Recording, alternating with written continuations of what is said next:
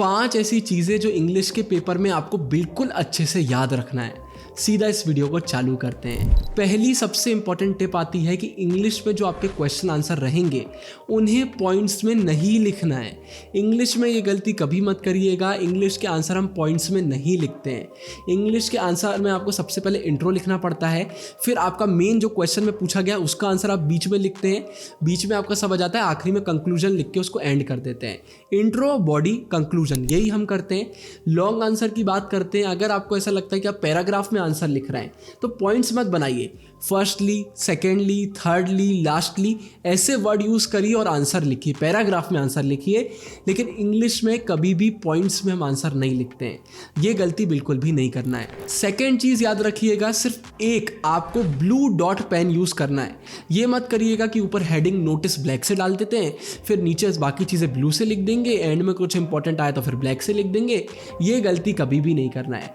पूरे पेपर में सिर्फ एक पेन आपको यूज़ करना है, वो पेन भी आपका ब्लू डॉट पेन रहेगा। जो भी पेन आपको अच्छा लगता है वो पेन आप लेके जाइए। और ये भी गलती मत करिएगा कि ब्लू डॉट पेन के चक्कर में 2-3 अलग अलग पेन आप ले जा रहे हैं। एक ही कंपनी के पेन ले जाइएगा। पूरे पेपर में सेम इंक का कलर होना चाहिए, इंप्रेशन भी सही पड़ता है और ये चीज़ देखी जाती है। अगर अलग अलग पेन आप यूज़ कर रहे हो तो ये भी हो सकता है कि कहीं ऐसा तो नहीं है बाद में चीटिंग हो गई हो, किसी और ने इसका आंसर लिख दिया हो, ऐसे केसेस आ जाते हैं। तो एक ही पेन यूज़ कीजिए, ब्लू डॉट पेन, याद रखिएगा। वीडियो में आगे बढ़े उससे पहले एक बहुत इंपॉर्टेंट बात, ओसवाई गुरुकुल ने ह्यूमैनिटीज़ के बच्चों के लिए एक बहुत ही शानदार बुक लॉन्च करी है। इसमें आपको पास्ट 10 ईयर्स के सॉल्व क्वेश्चन पेपर्स देखने को मिल जाते हैं, सीबीएसई के। मतलब पास्ट 10 ईयर्स में जितने भी क्वेश्चन आए वो सारे पेपर आपको देखने को मिल जाएंगे सॉल्व। तो आप सीबीएसई के बोर्ड पेपर भी चेक कर सकते हैं, साथ में आंसर भी चेक कर सकते हैं। तो ये बुक से आपको बहुत मदद मिलेगी। कंबाइंड बुक है, इसमें आपको English, PE, economics, political science, history, geography, psychology and sociology subject देखने को मिल जाएंगे। तो एक बुक अगर आप ले लेते हैं तो सारे सब्जेक्ट का काम आपका हो जाएगा। और पीवाईक्यूज आप सबको पता है कितने इंपॉर्टेंट होते हैं। तो इस बुक का लिंक मैं डिस्क्रिप्शन में आपके लिए डाल रहा हूँ, डिस्क्रिप्शन में आप क्लिक करके परचेज कर सकते हैं। आप चाहें तो मार्केट से भी परचेज कर सकते हैं। बहुत ही प्यारी बुक है, आपको डेफिनेटली इसको एक बार परचेज करना चाहिए। अब वीडियो में आगे बढ़ते हैं। फिर इसके बाद वर्ड लिमिट इंग्लिश में बहुत इंपॉर्टेंट है। बाकी सब्जेक्ट में तो वर्ड लिमिट ऊपर नीचे हो जाती है क्योंकि क्वेश्चन में जो पूछा गया है वो हमें आंसर में अच्छे से लिखना होता है। लेकिन इंग्लिश में जो क्वेश्चन पूछा जाता है उसका सिंपल आंसर होता है। मतलब अगर आप 100 बच्चों की कॉपी भी चेक करोगे तो आंसर में ज़्यादा डिफरेंस नहीं होगा क्योंकि लिमिटेड ही चीज़ें चैप्टर में होती हैं और वही हमें आंसर में लिखना पड़ता है। तो इंग्लिश में वर्ड लिमिट का एक रोल होता है। तो जब भी आप क्वेश्चन पढ़ते हो पहले आंसर माइंड में फ्रेम करो कि मैं इसका आंसर क्या लिखने वाला हूँ। वर्ड लिमिट देखो क्वेश्चन में कितनी दी गई है और उसी वर्ड लिमिट के अंदर आपको आंसर लिखना है। हाँ, थोड़ा बहुत ऊपर थोड़ा बहुत नीचे चल जाता है, लेकिन अगर आपको लग रहा है आप बहुत ज़्यादा लिख दोगे मार्क्स मिल जाएंगे तो उल्टा भी हो सकता है। ये गलती मत करिएगा। वर्ड लिमिट फॉलो करना बहुत ज़रूरी है।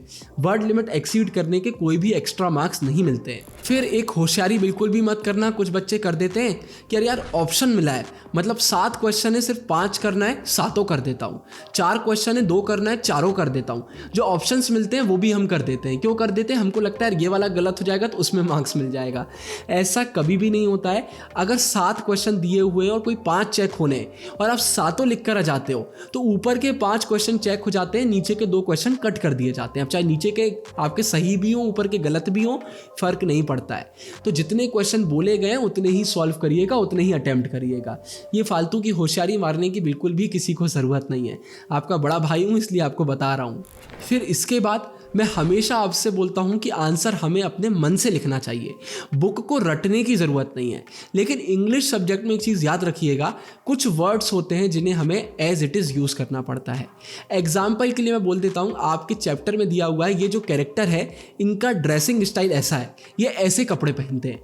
अब आपको क्वेश्चन आ गया कि भाई इनके ड्रेसिंग स्टाइल के बारे में बताइए, तो आपको वही लिखना पड़ेगा जो बुक में दिया हुआ है कि इस कलर के कपड़े पहनते थे, इस मटेरियल के कपड़े पहनते थे।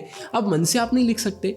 अब अगर किसी का कैरेक्टर स्केच पूछ लिया है तो आपको रेफरेंस देना पड़ेगा अपने चैप्टर से कि उनका ऐसा ऐसा ये था, आपको सब बताना पड़ेगा। तो इंग्लिश के चैप्टर का नॉलेज होना ज़रूरी है।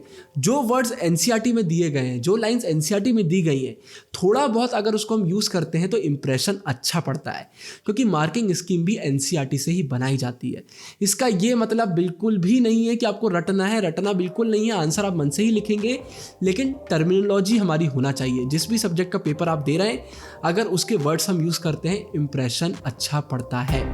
2 दिन में इंग्लिश का सिलेबस कंप्लीट करना चाहते हैं तो ऊपर वाली वीडियो देख लीजिएगा। 2 दिन की स्ट्रेटेजी मैंने बना दी है। इस वीडियो को अगर आप देख लेते हैं तो आपके मार्क्स नहीं कटेंगे, बहुत ही प्यारी स्ट्रेटेजी है। ये वीडियो पसंद आई हो तो लाइक कर दीजिए, दोस्तों के साथ शेयर कर दीजिए। आगे जिन भी टॉपिक्स पे वीडियो चाहिए हो कमेंट सेक्शन में आप बता सकते हैं। साइनिंग ऑफ, गुरु टेहंगुरिया।